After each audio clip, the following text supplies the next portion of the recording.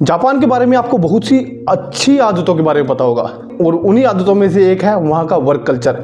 जैसे कि वहाँ के लोग 12 घंटे प्लस काम करते हैं, पेड लीव नहीं लेते, ओवर टाइम के पैसे नहीं लेते। पर ऐसा क्यों है, क्यों वहाँ के लोग इतने हार्ड वर्किंग है? जैसे कि अभी तक आप जान चुके होंगे अगर आपने मेरी पुरानी वीडियो देखी है कि जापान में ओवर टाइम के पैसे नहीं मिलते। क्योंकि क्या होता है कि मोस्ट ऑफ द कंपनी जो ओवर टाइम के पैसे हैं वो ऑलरेडी आपकी सैलरी में पहले ही इंक्लूड कर देती है। तो जब आपकी सैलरी फिक्स होती है तो उसमें टाइमिंग फिक्स नहीं होती है। और एक जापानीज नॉर्मली बोल रहा हूँ 60 घंटे महीने के काम करता है, ओवर टाइम लगाते हैं। यानी कि अगर आप एस्टिमेट लगाएं तो 11 से 12 घंटे बन जाते हैं महीने में उसके, इससे प्लस बेसों को कम नहीं। अब देखिए जापानीज कंपनी पर लगातार दबाव बन रहा है कि इस पॉलिसी को चेंज करो, क्योंकि इस पॉलिसी की वजह से जो जापान की पॉपुलेशन है वो कंटिन्यूसली डाउन जा रही है। वो तो आपको पता ही होगा क्योंकि पहले मैंने बताया हुआ है 2015 से इनकी जो पॉपुलेशन ग्रोथ है डायरेक्टली डाउन ही जा रही है। तो अब कंपनी क्या करती है कि आपको 8 घंटे के बाद छुट्टी तो दे देती है, आप घर जा सकते हो, पर घर जाने के बाद भी आपको 3 से 4 घंटे वर्क फ्रॉम होम भी करना पड़ता है। अब देखिए इस चीज़ का एक नुकसान ये है कि जो जापानीज है वो तो ईजिली इस चीज़ को अडॉप्ट कर लेते हैं क्योंकि ये वहाँ का कल्चर है, उन्हें इसी तरह से बिल्ड किया गया है।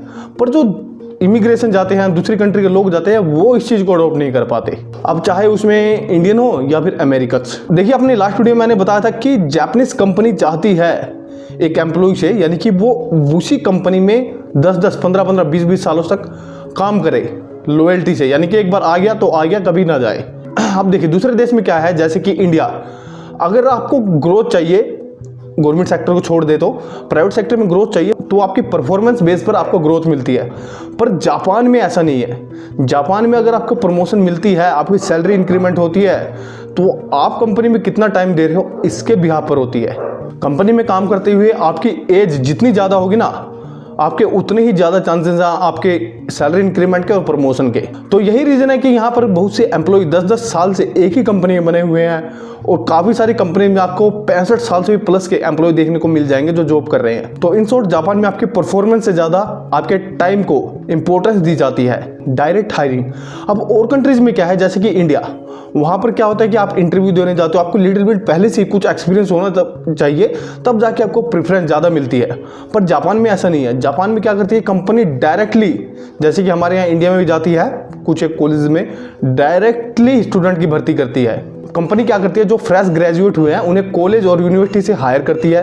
अब कंपनी क्या करती है, उन्हें काम तो बेसिकली सिखाएगी, काम के साथ वो उन्हें लॉयल्टी के लिए भी मोटिवेट करती है कि उसी कंपनी में आप बने रहो। कंपनी के रूल्स के अकॉर्डिंग आपको चलना सिखाया जाएगा, काम करना सिखाया जाएगा कि अब जो है यही कंपनी है। अब जाहिर सी बात है एक फ्रेशर है जो उसी कंपनी में आया और वहीं पर टिका हुआ है, वो दूसरी कंपनी में कभी गया ही नहीं, तो जाहिर सी बात है उसे कुछ उस कंपनी के अलावा पता भी नहीं होगा।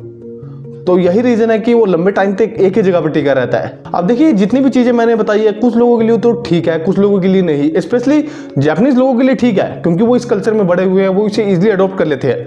पर अगर कोई इमिग्रेशन जाता है, कोई जापान से बाहर का लोग जाता है ना, वो इसमें अडॉप्ट नहीं कर पाता अपने आप को।